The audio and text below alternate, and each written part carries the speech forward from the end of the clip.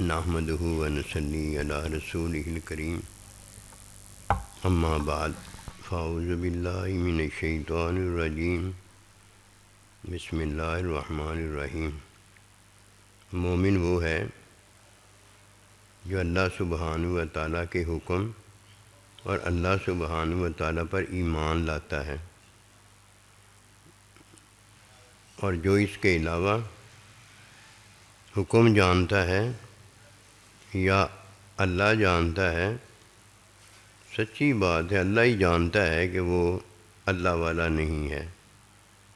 سب سے پہلے اپنے آپ کو، اپنی یار اولاد کو یہ بتاؤ کہ وہی جو اللہ کا حکم ہے، ایک وہ دین ہے اور ایک حکم کی جو تعلیم سنت ہے وہ دین ہے۔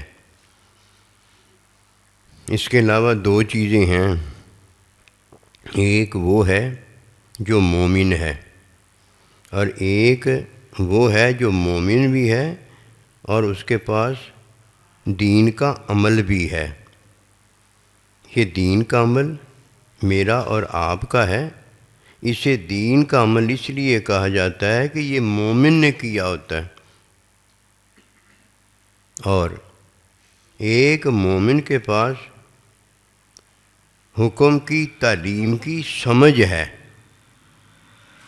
وہ تعلیم جو حکم کی اور تعلیم سنت کی سمجھ دیتی ہے اسے کہتے ہیں ممید معاون۔ وہ دین کی تعلیم سنت نہیں ہے، وہ دین حکم وہی نہیں ہے، لیکن جس طرح مومن کا عمل دینی ہوتا ہے، اسی طرح مومن جب حکم اور حکم کی تعلیم دین جانتا ہے تو جب وہ یہ بتاتا ہے تو یہ حکمی سمجھ ہوتی ہے جو ہمیں تعلیم سنت اور اللہ کا حکم سمجھنے میں معاون ہے۔ معاون اور ہوتا ہے، اور جس کے ساتھ وہ معاونت کرتا ہے وہ اور ہوتا ہے۔ جب مومن کسی کے ساتھ دینی عمل میں اور حکمی سمجھ میں معاونت کرتا ہے تو وہ معاونت اس لیے ہوتی ہے کہ اسے حکم کی تعلیم جو ہے وہ سمجھ میں آ جائے۔ اصل کیا ہے؟ اصل حکم وہی ہے، اور اصل حکم وہی کی تعلیم ہے جو اللہ سبحانہ و تعالیٰ اللہ کا بندہ ہمیں دیتا اور بتاتا ہے۔ اس کی مثال یہ ہے، دین یہ ہے کہ نماز، روزہ، حج، زکوٰۃ، اس کی تعلیم جو سنت ہے وہ یہ ہے جو نبی صلی اللہ علیہ وسلم نے ہمیں تعلیم دی ہے۔ اب اگر کسی کو حکم کا نہیں پتہ ہوتا تو اسے حکم بتایا جاتا ہے بھئی نماز اللہ کا حکم ہے، نماز اللہ کا حکم ہے۔ جب وہ اللہ پروردگار کا حکم نماز مان لیتا ہے تو پھر اسے حکم کی تعلیم دی جاتی ہے، لیکن وہ تعلیم جب اسے دی جاتی ہے بعض مرحلے کیا کئی ایسے مواقع آتے ہیں وہ جو تعلیم دینے والا تعلیم دیتا ہے اسے تعلیم نہیں سمجھ میں آتی، اسے تعلیم سمجھ میں نہیں آتی۔ اکثر ہوتا ہے کسی کو تعلیم میں یہ بتانا ہوتا ہے کہ جو شیطان وسوسے ڈالتا ہے یا جن جو وسوسے ڈالتا ہے اس سے کچھ نہیں ہوتا، لیکن اسے یہ بات ہی سمجھ میں نہیں آ رہی ہوتی۔ تعلیم میں اسے جب بات سمجھ میں آ جاتی ہے تو یہ جتنی باتیں تعلیم دینے کے لیے استعمال کی ہوتی ہیں یہ ساری کی ساری کیا ہو جاتی ہیں، یہ ممید معاون ہوتی ہیں، دین نہیں ہوتا، یہ دین نہیں ہوتا۔ اکثر لوگ جو چیز ممید ہے، جو چیز معاون ہے، سائنسی جو معاون ہے، ماں باپ جو معاون ہیں، اللہ کے بندے جو معاون ہیں، ان کے کہنے کو دین کہہ دیتے۔ بھئی اگر انہوں نے اللہ کا حکم کہا ہے یہ تو دین ہے، اور اگر حکم کی تعلیم سنت کو دین کہا ہے یہ تو دین ہے، اور اگر وہ سنت کی تعلیم دینے میں حکمی سمجھ میں اسے سمجھانے کی کوشش کر رہے ہیں کہ یہ تعلیم نہیں ہے جو اللہ کے نبی نے دی ہے، بھائی یہ تعلیم ہے، یہ جو اللہ کے نبی نے فرمایا 2 اور 2 4 ہوتے ہیں، یہ جو تو جمع کر کے 5 نکال رہا ہے یہ 5 بنیں گے، 4 نہیں بنیں گے۔ اور اگر کوئی کہہ دیں کہ یہ سائیں جی سمجھا رہے ہیں، تعلیم دے رہے ہیں، تعلیم کے لیے یہی دین ہے، مت نہیں ماری گی، مت نہیں ماری گی۔ دین دین ہی ہے، یدخلون فی دین اللہ، دین دین ہی رہتا ہے، دین کو بدلنے والا تو خود بے دین ہوتا ہے۔ اب کتنی چیزیں ہوئیں؟ 4 چیزیں ہوئی ہیں۔ نمبر 1 اللہ کا حکم وہی ہے، نمبر 2 حکم کی تعلیم ہے، سنت جسے ہم کہتے ہیں، نمبر 3 یہ حکم اور دین کی تعلیم میں جو عمل کرنے والا ہے اسے کہتے ہیں دینی عمل، دینی عمل۔ نماز پڑھی ہے اس نے، یہ دینی عمل ہے، روزہ رکھا ہے اس نے، یہ دینی عمل ہے، حج کیا ہے اس نے، یہ دینی عمل ہے، یہ ایمان نہیں ہے، الا الذین آمنوا وعملوا الصالحات، یہ دینی عمل ہے۔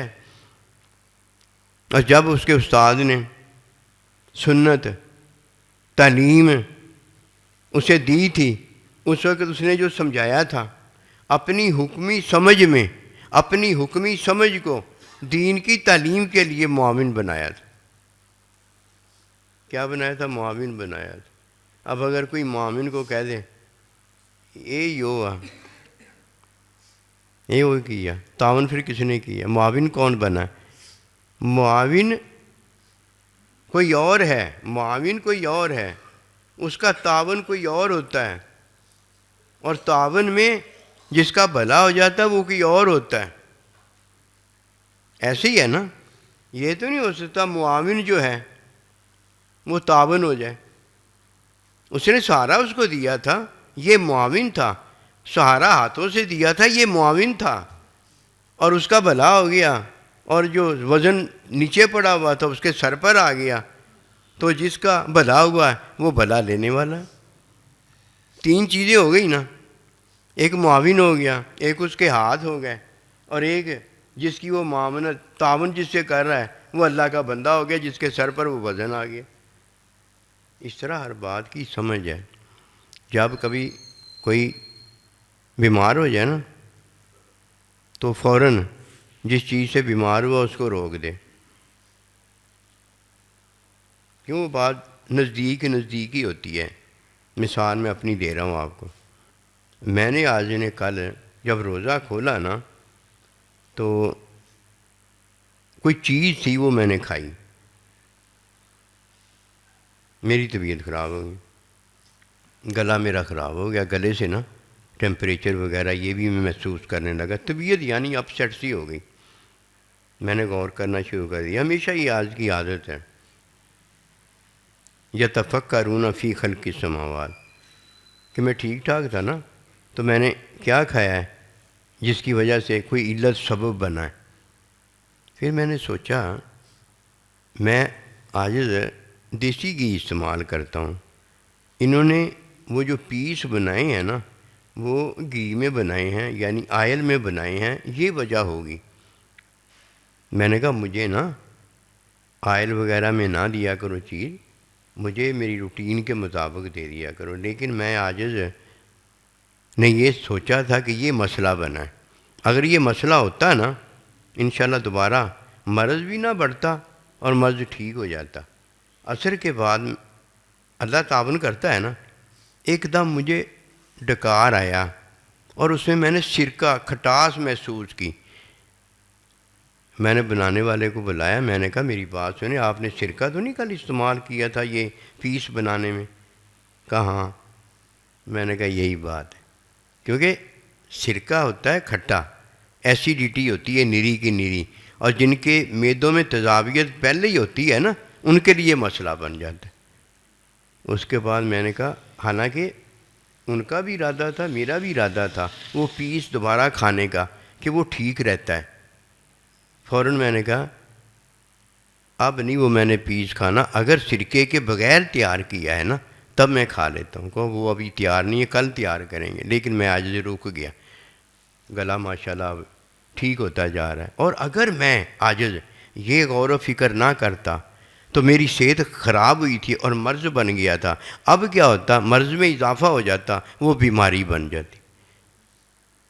وہ بیماری جب بھی کچھ ہو جائے نا، صحت میں گڑبڑ ہو جائے تو جس کی وجہ سے ہوا ہے نا اس کو پکڑ لیا کرو. اسی لیے نبی رسولوں نے فرمایا جنم دینے والی مائیں اللہ ان کو تباہ برباد کر دیں، جو کافر مشرکوں کو جنم دیتی ہیں. کمیوں کی تو معافی مانگتے ہیں تو اللہ معاف کر دیتا ہے. یہ بھی دعا مانگو اللہ مجھے ہی معاف کر دے. یہ بھی تو مومن ہی دعا مانگتا ہے نا، اللہ مجھے معاف کر دے.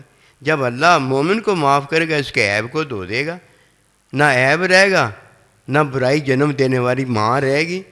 کام تو نبی رسولوں نے کر کے دکھا دیا ہے، لیکن جو آتے ہی نماز نہیں پڑھتا، کمیاں ہیں نفس کی، اور کہتا اللہ مجھے معاف کر دے. نماز تو یہی برے کاموں سے روکتی ہے. نماز نہ پڑھی ہو تو توبہ بندہ کرتا ہے، پہلا شکر اسے ملتا ہے. پہلا شکر کرتا نہیں ہو، اللہ نے اتنا کچھ دیا ہوا ہے، دوسرا یہ شکر کیا کرے گا؟ فَاذْكُرُونِي أَذْكُرُكُمْ، یہ پہلا شکر ہے. اور اس کے بعد اللہ پاک شکر قبول کرتا ہے. وَمَا تَوْفِیقِی إِلَّا بِاللَّہ. جزاک